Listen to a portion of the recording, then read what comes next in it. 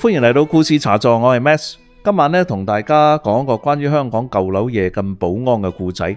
你哋有冇諗過喺夜深人靜嘅時候，嗰啲守住大廈嘅保安會遇到啲乜嘢？今日呢個故事咧發生喺油麻地一棟60年代嘅舊樓。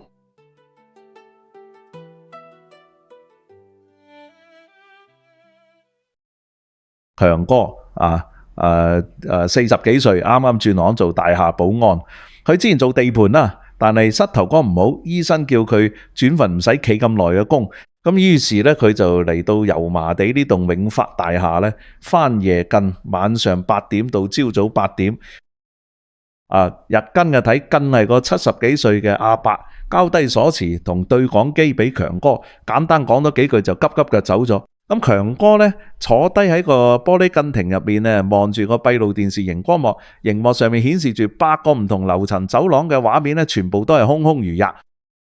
強哥打開櫃桶想揾支筆寫更表，點知見到入面有本舊日記，啡色皮面，頁邊發黃，封面寫住夜更日記4個字，字跡工整但係有啲抖震，係上手夜更保安留低嘅。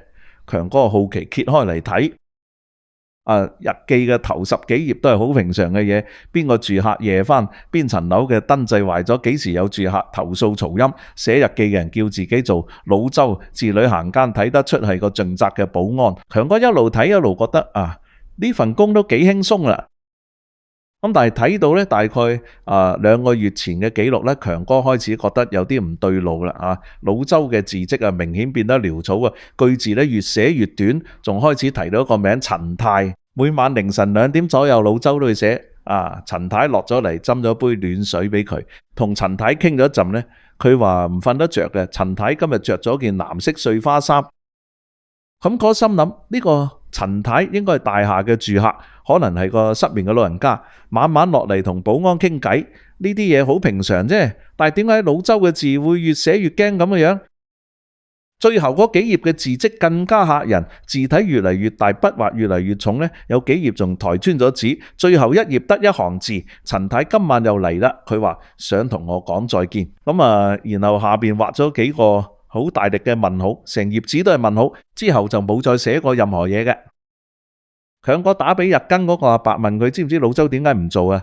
阿伯話老周做咗15年噶啦，從來冇請過假。但係有日朝早我返嚟交更，見到佢面色白過張紙，成個人震晒。佢同我講咗一句咧，我以後都唔會再返嚟。然後咧就急急腳走咗咧，連份糧都冇攞。強哥開始有啲驚，但係佢個性係要查清楚嘅人。佢打開大廈嘅住客記錄簿，一頁一頁咁揾7樓 C 室業主登記陳秀蓮。但係咧記錄上邊咧有一行紅筆寫嘅備註咧，已故3年前心臟病發喺屋企過身。強哥隻手開始震。陳太3年前已經過咗身。咁呢3年嚟，老周晚晚凌晨2點見到嘅係邊個？佢斟俾邊個飲嘅暖水，同邊個傾偈傾到天光。牆上個鐘一秒一秒咁行，11點50分、55分、12點。強哥坐喺張凳上面，喐都唔敢喐，對眼望住個閉路電視熒光幕。7樓嘅走廊畫面一如既往空無一人，光管閃下閃下。突然間，強哥聽到個好熟悉嘅聲音，升降機嘅金屬鐵閘打開嘅聲。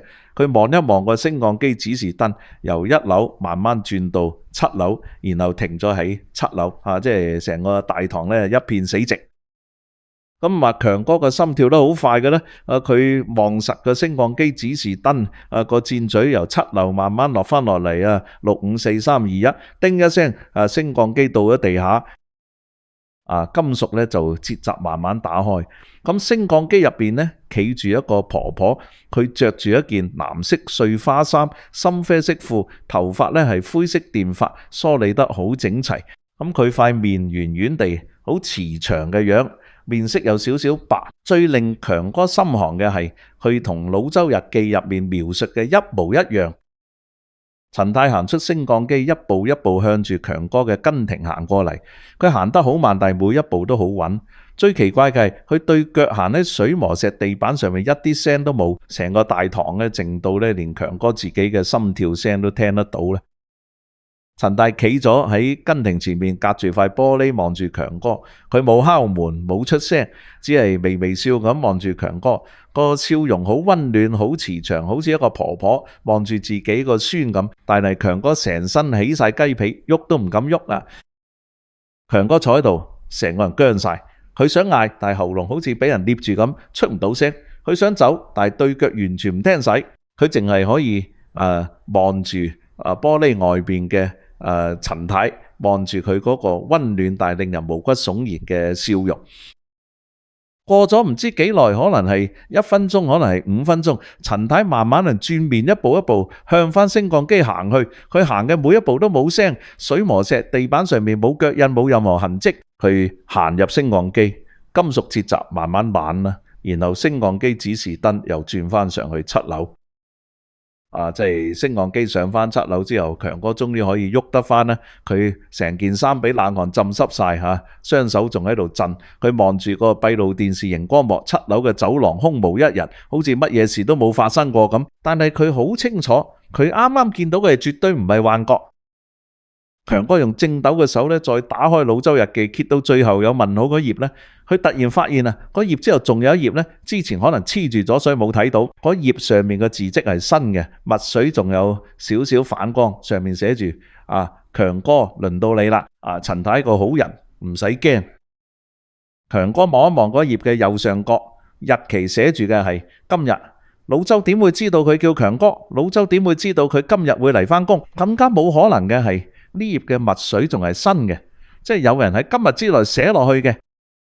強哥望住台面嗰支藍色原子筆呢，就係櫃桶入邊嗰支。老周用開嗰支嘅伸隻手出去呢，用指尖掂一掂支筆，支筆係暖嘅，好似啱啱有人用過咁。強哥望翻個閉路電視熒光幕，7樓嘅走廊畫面依然係空空如也，但係今次佢好似睇到啲嘢，角落頭嗰度係咪有個影，定係閉路電視嘅雜訊？佢望實個熒光幕呢，眼都唔眨。咁強哥氹埋個熒光幕度睇呢，7樓走廊盡頭近窗嘅位置係咪企咗個人？嗰個影着住淺色衫，好似係碎花圖案。但係當強哥眨一眨眼，個影就唔見咗，只係一條空空嘅走廊啊，光管閃下閃下。強哥做咗個決定，與其坐喺度驚到天光，不如上去7樓睇清楚。佢拎起支電筒，企喺升降機前面，冚咗個掣，升降機嘅金屬鐵閘打開，入面嘅光管閃咗一下，然後穩定落嚟。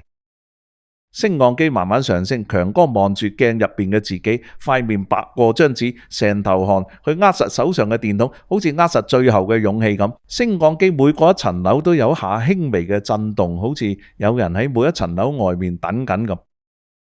咁升降機門打開，7樓嘅走廊出現喺強哥眼前，光管有一半熄咗，剩低嗰啲喺度猛閃。走廊又窄又長，地下嘅膠地板有好多污漬。走廊盡頭有個細窗，外邊橙色街燈嘅光照落嚟，將走廊照到一截光一截暗。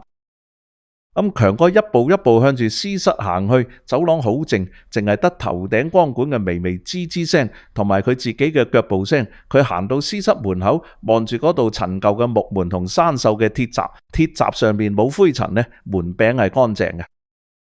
強哥低頭一望，見到私室門口嘅地下放住一隻藍色嘅暖水杯，同陳太手上拎住嗰隻一模一樣。個杯好乾淨，好似啱啱洗過咁，仲有少少暖。強哥掕低摸摸個杯，係暖嘅。強哥企喺私室門口，望住手上嗰個暖水杯，佢突然之間唔再驚。佢諗起老周日記最後嗰句：陳太係個好人，唔使驚。佢諗起陳太嗰個溫暖嘅笑容，係嘅。陳太從來冇傷害過任何人，佢只係一個失眠嘅婆婆，想搵人斟杯暖水俾佢，同佢傾幾句偈。強哥翻落地下跟亭，佢用飲水機斟咗杯暖水，放喺跟亭出面嘅窗台上面。然後佢坐翻低，打開老周日記，喺最後嗰頁下面寫咗一行字：陳太，杯暖水擺咗喺出面，以後想傾偈隨時落嚟。之後嗰幾個鐘，大廈好平靜。強哥坐喺跟亭入邊，冇再驚，冇再震。佢間唔中望嚇個閉路電視熒光幕，7樓走廊依然空空如也。但係今次呢，佢覺得嗰條走廊唔再恐怖。窗外嘅天色開始微微光，又一個夜更就快完呢。朝頭早7點半，日間阿伯返嚟交更，佢一睇就知強哥成晚冇瞓過。阿伯問強哥：尋晚冇事啦嘛？強哥搖搖頭話冇事，佢冇同阿伯講陳太嘅事，因為知道冇人會信。